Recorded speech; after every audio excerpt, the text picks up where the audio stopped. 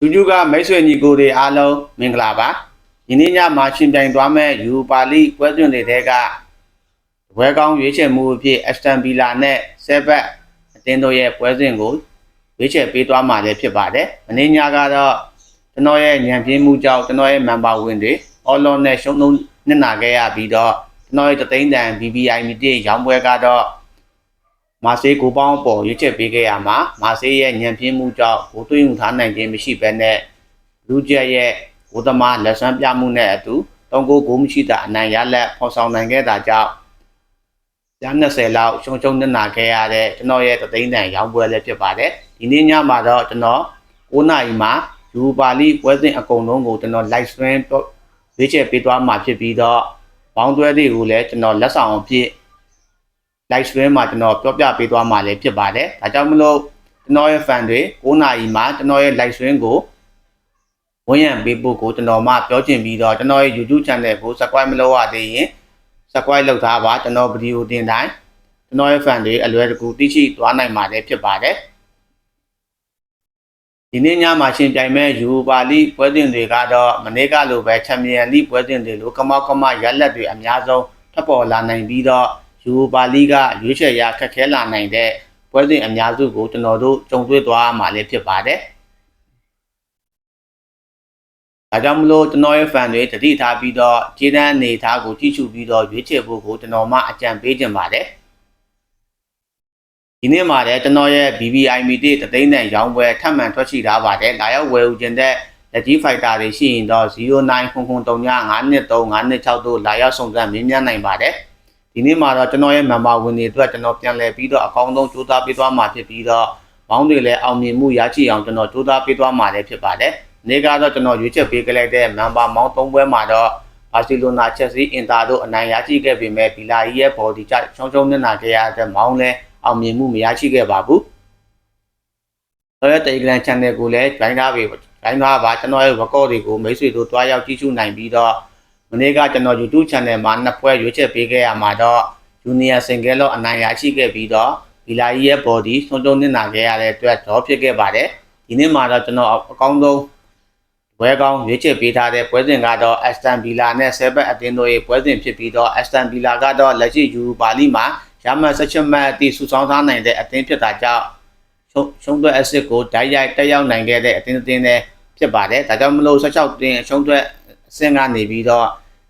ရှင်ပြန်ရမယ့် Aston Villa ကဒီနေ့အိမ်ဝင်းပွဲစဉ်မှာအမတ်လိုအပ်ချက်ရှိနေသေးတဲ့ဆက်ဘက်ကိုဘယ်လိုကစားလာနိုင်မလဲဆိုတာကျွန်တော်တို့စဉ်းစားရမယ့် Aston Villa ရဲ့ခြေစွမ်းနဲ့ဖြစ်ပါတယ်။ Aston Villa ကတော့9ပွဲရှင်ပြိုင်ပြီးရမှာယူပါလိမှာ6ပွဲအထိအနိုင်ရရှိထားပြီးတော့တေးလုံးပွဲလုံးဝမရှိဘဲနဲ့တပွဲရှုံးရလက်ပိုင်ဆိုင်ထားတဲ့အတင်းနဲ့ဖြစ်ပါတယ်။အိမ်ကွင်းမှာတော့ Aston Villa ကရာနှုန်းပြည့်နိုင်ပွဲအနိုင်ရရှိထားတာကြောင့်အိမ်ကွင်းအကောင်းမှုဆုံးအတင်းထဲမှာပါဝင်နေပြီးတော့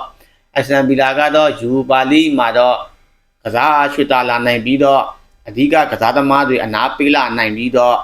အိမ်ကွင်းမှာတက်တော့ဒဏ်ရာမရရှိအောင်ကစားလာနိုင်တဲ့ပွဲစဉ်လည်းဖြစ်လာနိုင်တဲ့အပြင်ပရီးမီးယားလိပွဲစဉ်တွေဖြစ်တဲ့ Bradford ဖုံးမောက်ဘလိုက်တန်တို့နဲ့ဆက်တိုက်ရှင်ပြိုင်ရမယ့် Aston Villa အတင်းအတွက်ခက်ခဲမှုတွေရှိလာနိုင်တဲ့ပွဲစဉ်တွေရှိတာကြောင့်ကစားသမားတွေဒဏ်ရာမရရှိဖို့ကအရေးကြီးတဲ့တိုင်ပွဲလည်းဖြစ်ပါတယ်။ဆက်ပတ်အတင်းကတော့လက်ရှိယူပါလိပြိုင်ပွဲမှာအဆင့်28နေရာမှာရောက်ရှိနေပြီးတော့ရမှတ်6မှတ်သာစုဆောင်းထားနိုင်တဲ့ဆက်ပတ်အတွက်Aston Villa ကိုမဖြစ်မနေအနိုင်ရရှိမှအဆင့်24နေရာအထိဝင်ရောက်ခွင့်ရရှိနိုင်မဲ့အသင်းဖြစ်ပြီးတော့ရှုံးသွဲအဆင့်ကိုမျှော်လင့်ချက်အနည်းငယ်ရှိနေသေးတဲ့ဆက်ပတ်အသင်းလည်းဖြစ်ပြီးတော့ဆက်ပတ်ကရော Aston Villa တို့ခြေစွမ်းကောင်းမှုရှိနေတဲ့အသင်းကိုအဝေးကွင်းကနေအန်တုပြီးတော့အနိုင်ရရှိသွားနိုင်မလားဆိုတာကျွန်တော်တို့စောင့်ကြည့်ရမယ့်ပွဲစဉ်လည်းဖြစ်ပြီးတော့ဆက်ပတ်ကတော့အဝေးကွင်း3ပွဲစလုံးကိုရှုံးနေထားတဲ့အသင်းလည်းဖြစ်ပါတယ်ဆက်ပတ်ရဲ့နောက်ဆုံးကားတန်းပေါင်း3ပွဲအနေထားမှာတော့ဆက်ပတ်က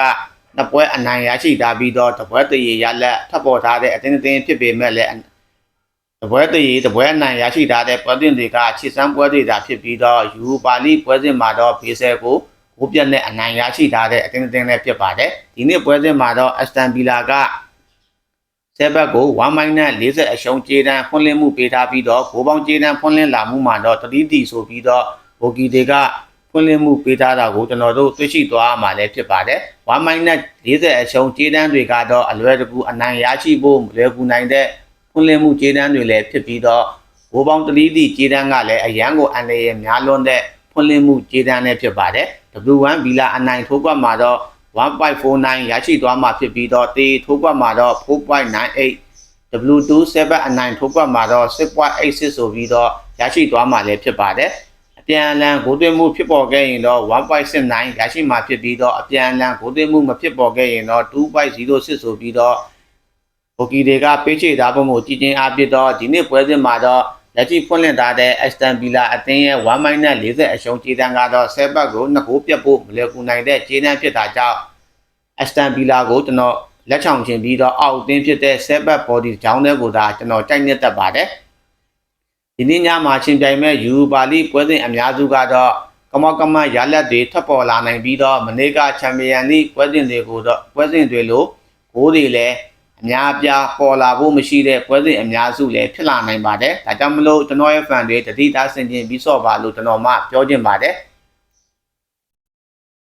ကျွန်တော်ရဲ့ fan တွေနဲ့ကျွန်တော်ည9:00 နာရီမှာ live stream မှာကျွန်တော်ပြန်လဲ